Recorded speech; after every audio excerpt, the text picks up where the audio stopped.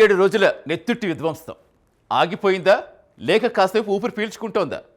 అగ్రరాజ్యాలు శాంతిమంత్రం పఠిస్తున్న బూడిదైన బతుకులు అడుగుతున్న ప్రశ్న ఒక్కటే. ఈ యుద్ధంలో గెలిచిందెవరు, ఓడిందెవరు? చేతులు కాలాక ఆకులు పట్టుకున్నట్టుగా ప్రాణాలు గాల్లో కలిశాక ఇప్పుడు శాంతి ఒప్పందాలు చేసుకుంటున్నారు. అసలు ఈ మతిలేని యుద్ధం ప్రపంచ ఆర్థిక వ్యవస్థను ఎలా షేక్ చేస్తుంది? అమెరికా దౌత్యం వెనుక ఉన్న ట్రంప్ మాస్టర్ స్కెచ్ ఏంటి? గల్ఫ్ దేశాలు ఇరాన్ ఎందుకు బలైపోయాయి? ఈ స్టోరీలో చూద్దాం.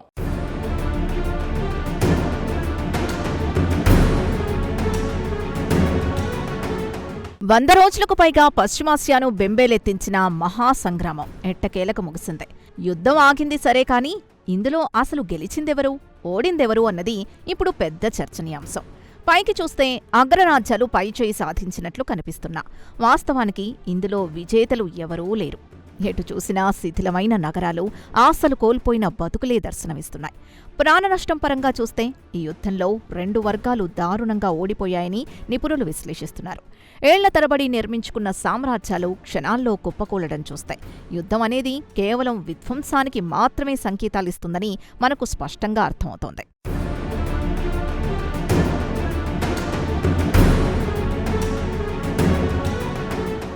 ఈ 107 రోజుల పోరాటాన్ని ఒక మతిలేని యుద్ధంగానే వివిధ వర్గాలు అభివర్ణిస్తున్నాయి. మానవీయ కోణంలో చూస్తే వేలాది మంది అమాయకులు బలిపీఠమెక్కారు. రాజకీయంగా చూస్తే ఎవరి ఆధిపత్యం వారిదే అన్న పంతం తప్ప సాధించిన స్పష్టమైన లక్ష్యం శూన్యం. సైనికంగా కూడా ఇరుపక్షాలు తమ దగ్గరున్న ఆధునిక వెపన్స్ అన్నీ వాడేసి తమ సత్తా చాటుకోవాలనే ఇగో సాటిస్ఫాక్షన్ కోసమే ఈ విధ్వంసానికి పాల్పడ్డాయన్నది నగ్న సత్యం. పిచ్చుక మీద బ్రహ్మాస్త్రం వేసినట్లు సామాన్యుల జీవితాలపై రసాయన, క్షిపణి దాడులు చేయడం ఈ యుద్ధం చేసిన అతిపెద్ద చారిత్రక తప్పిదం.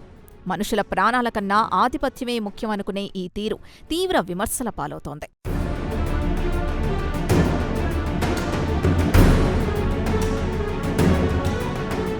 ఈ పశ్చిమాసియా రణరంగం కేవలం అక్కడి దేశాలకే పరిమితం కాలేదు. గ్లోబల్ విలేజ్గా మారిన ఈ రోజుల్లో ఒకచోట బాంబు పేలితే ప్రపంచవ్యాప్తంగా ప్రకంపనలొస్తాయని మరోసారి ప్రూవ్ అయింది. యుద్ధంలో ప్రత్యక్షంగా పాల్గొనకపోయినా పరోక్షంగా ప్రపంచ దేశాలన్నీ తీవ్ర ఇబ్బందులు ఎదుర్కొన్నాయి. డిప్లొమాటిక్ ప్రెషర్ తట్టుకోలేక చాలా దేశాలు ఏ పక్షం వహించాలో తెలియక సతమతమయ్యాయి. ఒకవైపు అగ్రరాజ్యాల ఒత్తిడి, మరోవైపు ఇంధన దేశాలతో ఉన్న వ్యాపార బంధాలు. ఇలా కత్తిమీద సాములాంటి పరిస్థితిని ఇంటర్నేషనల్ కమ్యూనిటీ ఫేస్ చేసింది. ఐక్యరాజ్య సమితి లాంటి సంస్థలు కూడా చోద్యం చూస్తూ ఉండిపోవాల్సిన దౌర్భాగ్య పరిస్థితి ఈ యుద్ధంలో స్పష్టంగా కనిపించింది.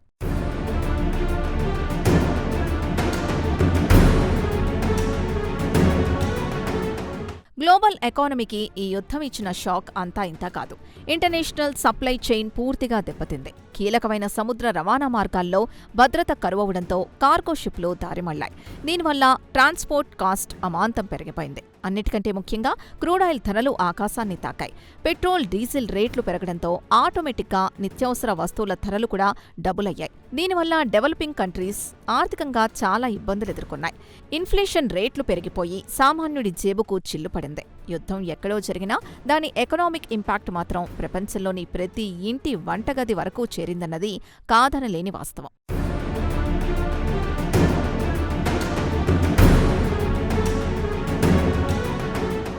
యుద్ధం చేసింది ఇరుపక్షాలైనా దాని సెగలు మాత్రం ప్రపంచవ్యాప్తంగా తగిలాయి.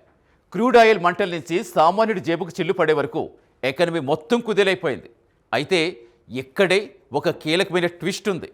ఈ విధ్వంసం తర్వాత కోలుకునేందుకు పట్టే సమయం ఎంత? ఇజ్రాయెల్ మళ్ళీ అడ్డుపుల్ల వేస్తుందా? ఈ సంక్షోభంలో ట్రంప్ సాధించిన పొలిటికల్ మైలేజ్ ఏంటి? వివరాలేంటో ఇప్పుడు చూద్దాం.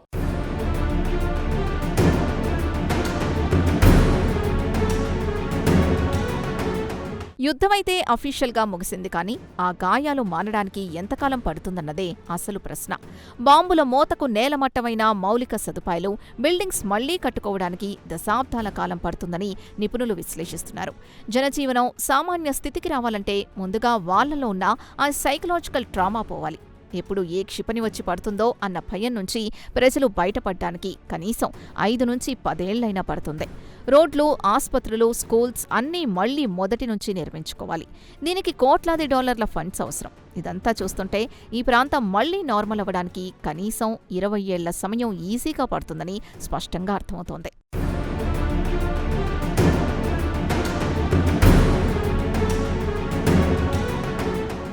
శాంతి ఒప్పందాలు జరిగాయని ఊపిరి పీల్చుకునే లోపే ఇస్రాయెల్ వైఖరి మళ్లీ కొత్త టెన్షన్స్ క్రియేట్ చేస్తోంది. తన స్ట్రాటజిక్ ఇంట్రెస్ట్ కోసం ఇస్రాయెల్ ఎప్పుడైనా ఈ శాంతి ప్రక్రియకు అడ్డుపుల్ల వేసే ఛాన్స్ ఉందన్న భయాలు వ్యక్తమవుతున్నాయి. వారికి భద్రతాపరమైన ఆందోళనలున్నాయన్నది నిజమే. అయినా ప్రతి చిన్న విషయానికి అగ్రెసివ్గా రియాక్ట్ అయితే పరిస్థితి మళ్లీ మొదటికి వస్తుంది. తాజ్పామును చంపి తోకను వదిలేసినట్లు సమస్య మూలాల్ని పరిష్కరించకుండా పైపైన ప్యాచ్ వర్క్ చేస్తే మళ్లీ ఎప్పుడైనా అగ్నిపర్వతం బద్దలయ్యే ప్రమాదం ఉంది. ఇస్రాయెల్ పంతం వీడకపోతే ఈ 100 రోజుల శాంతి ఒప్పందం కేవలం ఒక చిన్న బ్రేక్ లాగానే మిగిలిపోతుందనేది వాస్తవం.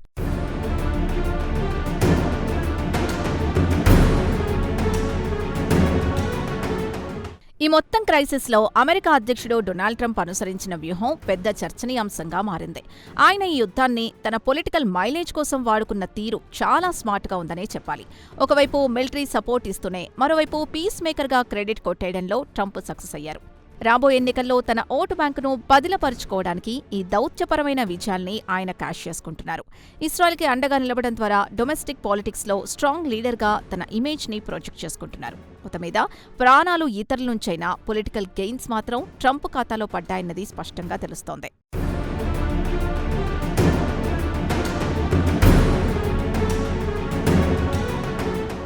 అయితే ట్రంప్ సాధించిన ఈ పొలిటికల్ మైలేజ్ వెనుక ఉన్న గ్రౌండ్ రియాలిటీస్ గమనిస్తే కథ మరోలా కనిపిస్తుంది. ఇరాన్ క్షిపణి ప్రోగ్రాంని తుడిచిపెట్టడమే మెయిన్ టార్గెట్ అని చెప్పిన ట్రంప్ ఇప్పుడు ఎలాంటి నిర్దిష్ట గ్యారంటీ లేకుండానే శాంతి ఒప్పందానికి రెడీ అయ్యారు. యుద్ధం వల్ల అమెరికాలో లివింగ్ కాస్ట్ పెరిగి ఇంధన ధరల భారంతో ప్రతి ఫ్యామిలీపై $450 అదనపు బరువు పడింది. పశ్చిమాసియాలోని 20 అమెరికా సైనిక కేంద్రాలు దెబ్బతినగా మే చివర్లో జరిగిన సర్వే ప్రకారం 60% మంది అమెరికన్లు ఈ యుద్ధాన్ని వ్యతిరేకించారు. ఇరాన్ వద్ద ఇంకా యురేనియం నిల్వలు అలాగే ఉన్నాయి. మిత్రపక్షాల్ని సంప్రదించకుండా ట్రంప్ తీసుకున్న నిర్ణయం పట్ల గల్ఫ్ దేశాలకు అమెరికాపై విశ్వాసం సన్నగిలిందని విశ్లేషిస్తున్నారు.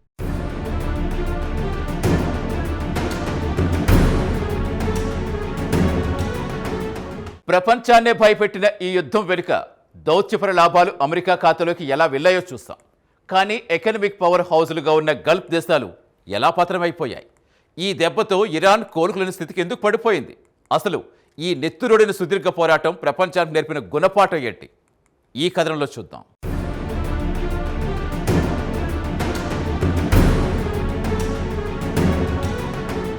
ఈ సుదీర్ఘ యుద్ధ వాతావరణం వల్ల అత్యంత భారీగా నష్టపోయింది గల్ఫ్ దేశాలే.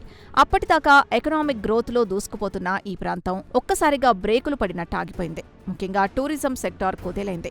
దుబాయ్, ఖతార్ లాంటి దేశాలు తమ రాజకీయం కోసం క్రూడాయిల్పై కంటే టూరిజం మీదే ఎక్కువగా ఆధారపడుతున్నారు. ఇక వార్ టెన్షన్స్ వల్ల ఫారిన్ బోరిస్లో అటువైపు వెళ్లడమే మానేశారు.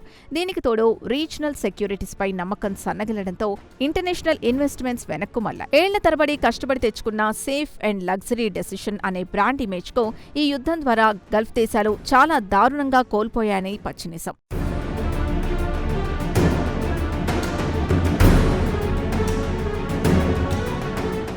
107 రోజుల నెత్తురోడిన ఈ సుదీర్ఘ పోరాటం వేలాది మంది అమాయకుల ప్రాణాల్ని బలిగొన్న తర్వాత ప్రపంచానికి సాధించి పెట్టింది ఏమిటి అని అడిగితే కేవలం బూడిద కుప్పలు, శ్మశాన వైరాగ్యం మాత్రమే అని చెప్పాలి.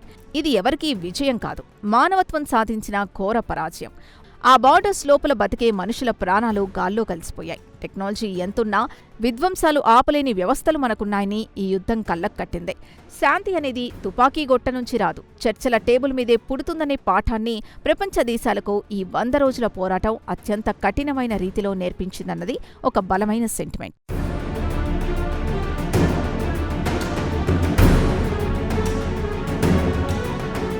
పొలిటికల్ అండ్ ఎకనామిక్ యాంగిల్స్లో ఈ యుద్ధాన్ని ఓవరాల్గా గమనిస్తే ఇది కేవలం 2 దేశాల మధ్య జరిగిన పవర్ గేమ్ మాత్రమే కాదు, గ్లోబల్ ఎకానమీని బందీ చేసిన ఒక ఆర్థిక ఉగ్రవాదం.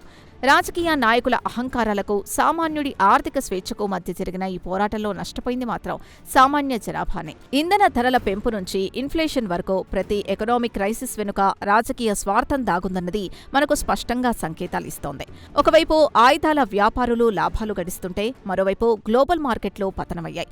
ఈ అసమానతలు ఇలాగే కొనసాగితే భవిష్యత్తులో యుద్ధాలు పురుషుల మధ్య కాకుండా ఆకలికి, ఆధిపత్యానికి మధ్య జరుగుతాయి.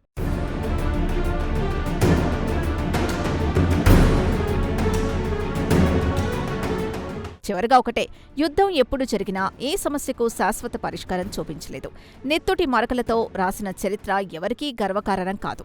ఈ ఘోరమైన పశ్చిమాసియా యుద్ధం ముగిసింది, కానీ ఇది మనకు వదిలి వెళ్లిన ప్రశ్నలు ఎన్నో ఉన్నాయి. విజేతల్లేని ఈ ఆటలో ఓడిపోయింది మాత్రం ఖచ్చితంగా మానవత్వమే. శిథిలాల నుంచి మళ్లీ కొత్త జీవితాలు చిగురించాలి.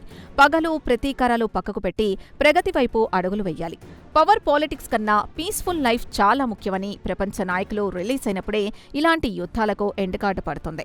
మనిషి ప్రాణానికి విలువిచ్చే సమాజం కోసం ఇకనైనా మనమంతా కలిసి గొంతెత్తాల్సిన సమయం ఆసన్నమైంది.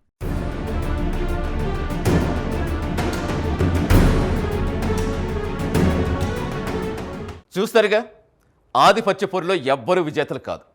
యుద్ధం ఏ సమస్యకు శాశ్వత పరిష్కారం చూపదు సరికదా, తరతరాలకు తీరని విషాదమే మిగులుస్తుంది. పవర్ పాలిటిక్స్ కన్నా ప్రశాంత జీవితం 100 రెట్లు మేలని ప్రపంచం గుర్తించినప్పుడే ఈ శిథిరాల నుంచి నిజమైన మానవత్వం ఉద్భవిస్తుంది. లేదంటే భవిష్యత్ చరిత్రలో మనం కూడా ఇలాంటి బూడిద కుప్పల్లానే మిగిలిపోతాం. ఆలోచించండి.